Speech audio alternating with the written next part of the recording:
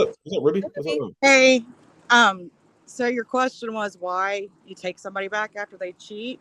Yeah, we're just cheating in general. Cheating narcissistic people in general. Yeah. So my ex, I had known him since I was, God, like 8 years old. Um, he had gotten, he had some drug issues. He had been in recovery for, I would say, 6 years when we got together. Right. Everything was great for the first year. Like I couldn't have asked for a better man. Um, then he started acting weird. Right. Later on down, like he was very distant with me. He would get mad at me about stupid things. If I questioned him about anything, he would say that I was threatening his sobriety, that I was going to make him relapse. Um, he actually had already relapsed. Um, so, and later on down the line, that was always my fault. Horrible that, it was just unforgivable and he had to go use. um, so then when I found out, he told me that he had relapsed while I was in training at my new job. He sent me a text. And then when I got home, he was already gone. He'd left Oh, and he Jesus. went to stay with the girl that he had been cheating on me with. Um, but he wouldn't leave me alone. He kept messaging me, he kept calling me. Mhm. Um, at the time, I was really naive to addiction, or narcissism. Um, so I would answer, I would talk to him. Um, it ended up, he said that all the bad behavior, and there was a lot more than just cheating. He stole from me. Oh, Jesus. Obviously, he was lying to me a lot. He had physically assaulted me. Um, I he called me from jail. I pressed charges against him because he had headbutted me in my face. Um, and he called me from jail, and I was stupid. I accepted the call, and he basically said all of that bad behavior was due to the drug use. Like that wasn't him. That's not who he is. That's not who he wants to be.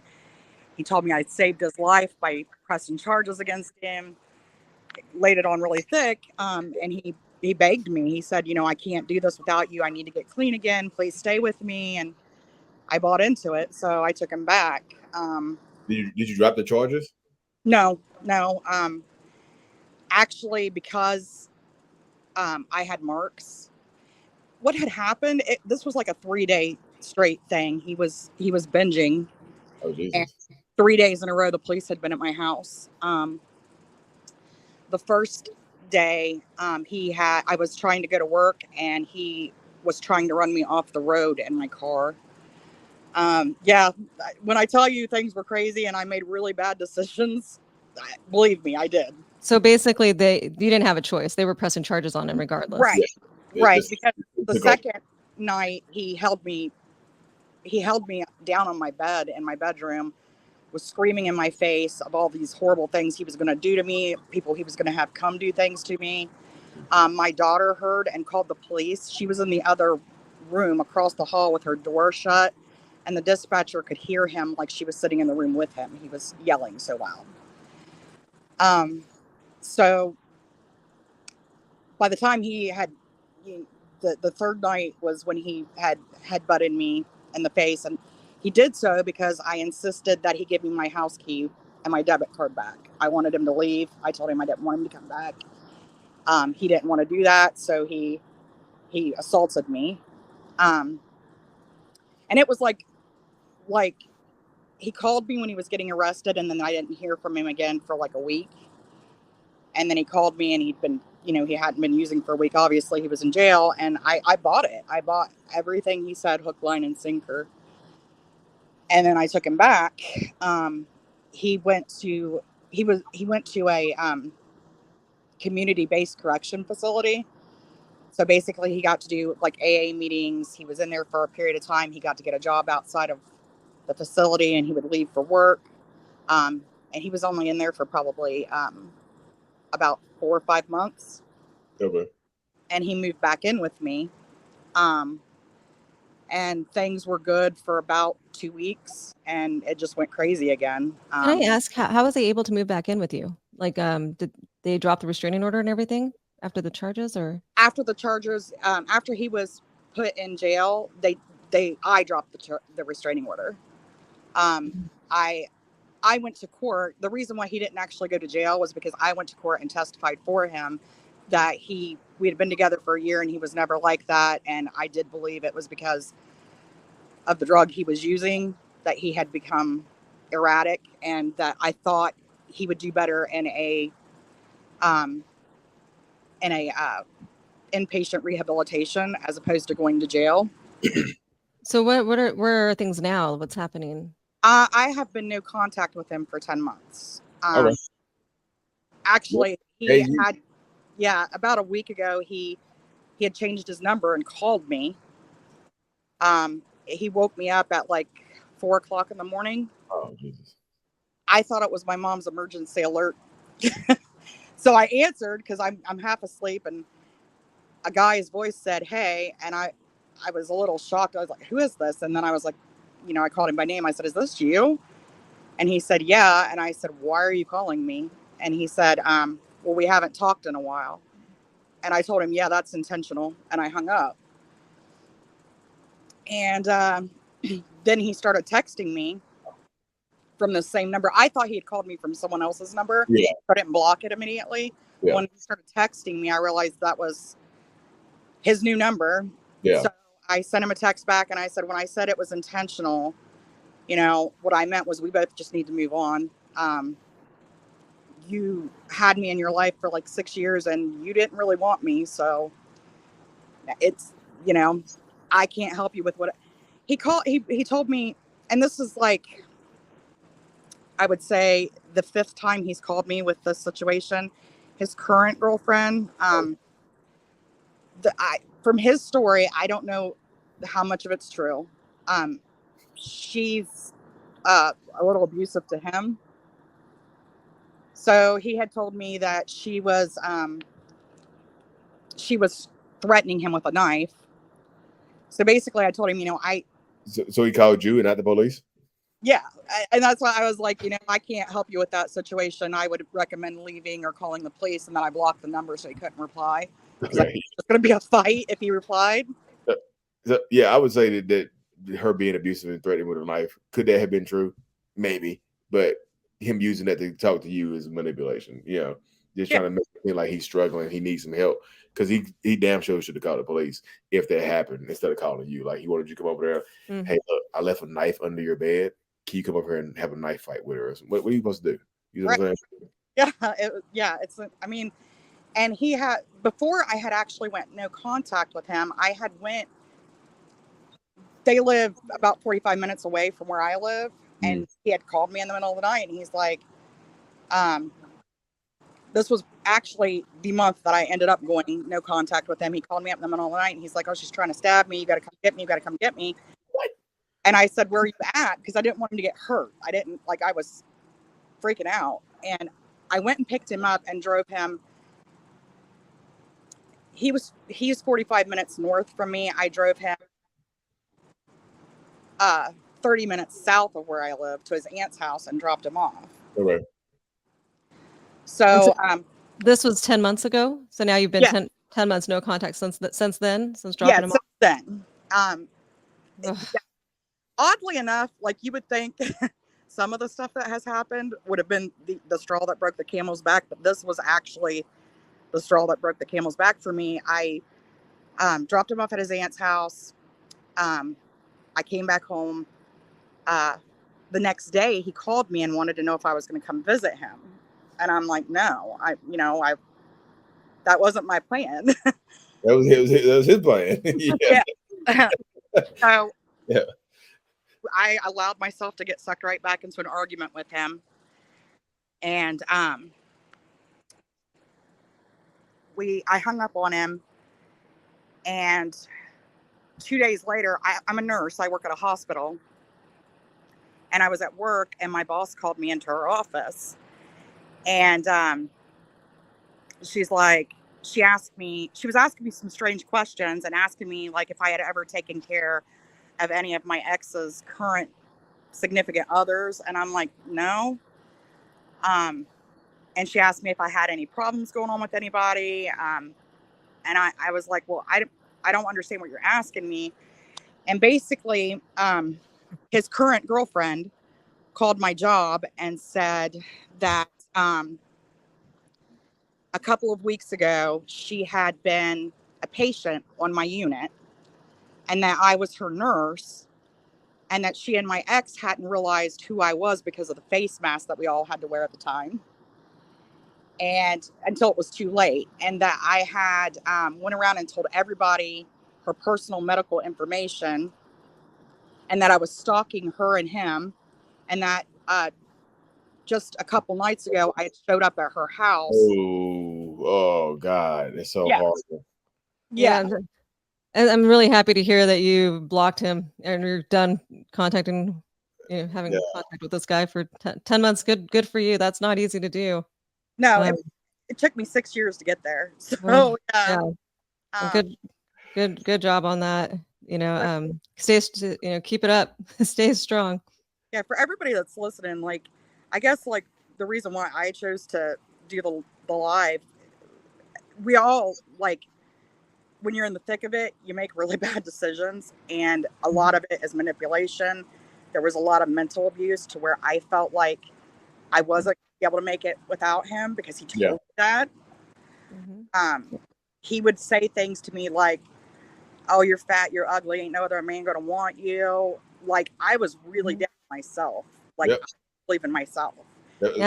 Don't water the weeds. So I tell people, they plant those little seeds in there, and they just let you water them with your own self-doubt and lack of self-confidence in these like toxic narcissistic spaces. But like, you see, just to kind of take it back to her, like, you see how he set you up, like how manipulative he is, like how he set you up in that situation to make it seem like you were in cahoots with him against his person. That's so manipulative. My girlfriend's gonna come get me right now. Ruby, she's on the way right now. Watch. And then you pop up, and then he's probably trying to triangulate y'all against each other because, like, she's a nurse and she does better than you. Watch, she gonna come get me. And then you came and got her, and then you just kind of play right into his hand. He's evil as hell. He's trying to make you lose your job. Yeah. I mean, that's what my boss said. My boss flat out said, "Look, you need to be careful because whoever's calling here is out to get you." Like, I actually think he tried to make you lose your job. I actually think he tried to start you. I wrote this down earlier when he called you and said, "I relapsed when you were training for your job." I actually think he started to try to affect you back then. You know what I'm saying? It started then. He actually, due to some things that were going on there, I've been kicked out of 2 apartments. I'm having trouble. Like, right now, my daughter and her significant other, we have split an apartment on the condition the landlord's letting me be here on the condition that basically my children are responsible for me. I was a single mom when when he and I got together. I had basically worked up from nothing. I got married when I was 17. And I didn't have any work experience. So I put myself through school to get my nursing license. And that's like really important. Like, you have to put things in perspective when you're dealing with someone like this, because I lost sight of everything. I mean, I was literally working at a Tim Hortons fast food. I got my STNA, my certified nursing assistant. And while I was working full-time as a nursing assistant and raising 3 children, I put myself through school and became a nurse, and by the time I got with him, was completely financially stable, self-sufficient. Yeah. Is that a thing, Lee, by the way, where that's when they get you? It's like they come into your life at this time where you're like excelling in life. That's why I just said. That's why I wrote it down. When she was going through school and training for a job, I see. He was trying to sabotage her. Yeah, he was trying to sabotage her. Yeah. He didn't want to see you succeed. He did. He really didn't. Right. In this space. And like you said, he was literally he was like a little narcissistic nuclear bomb that you was carrying around with you. He's like blowing your life up. Credit, job history. He's trying to ruin your life. Like, he's trying to take you to nothing. Like, are you gonna come visit me at my aunt's house after you saved me from my abusive, like, Jesus? Ugh. Yeah. That's messy. But everything I owned, I lost 2 homes. lost all my clothes, everything from being in this relationship. Yeah. And I guess my thing is just don't collect red flags. All you need is one. Like once they give you one, what is it? Steve Harvey says that. Yeah, yeah, I watched a video from him earlier. But also, don't let because I feel like being a nurse requires a certain level of empathy, like good nurses. So don't let your empathy be weaponized against you because I feel like that played or kind of played a role into where you are right now as well. Because you if you're a nurse, you take care of people. You have a person who's in recovery and an addict, you want to take care of them because they blame it on that. You see what I'm saying?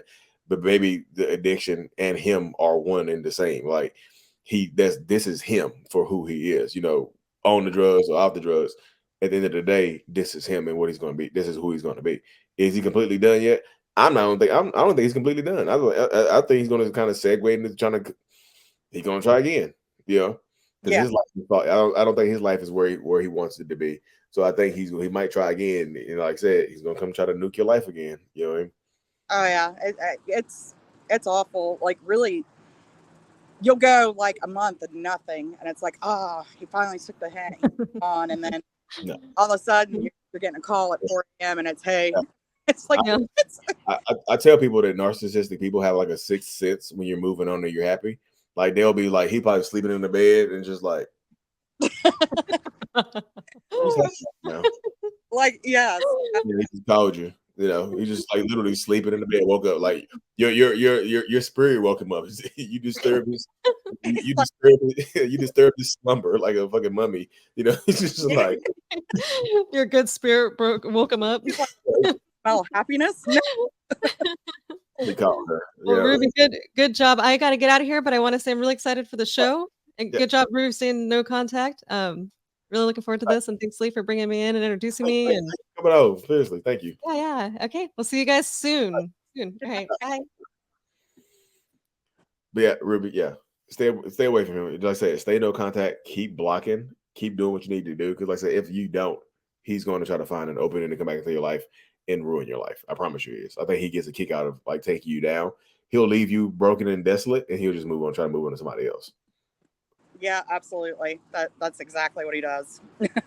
Every time I let him come back, that's how it's ended. It's always been the same thing. It starts off really good, and then it just spirals into complete and utter chaos. Yeah, that's how it goes. Like he can. I'm telling you, there's a sixth sense. I have it. It's just like, what's she doing? You mean you just feel it? You can feel you can feel, like I said, the happiness exuding and coming from you. It's like he does addiction a lot.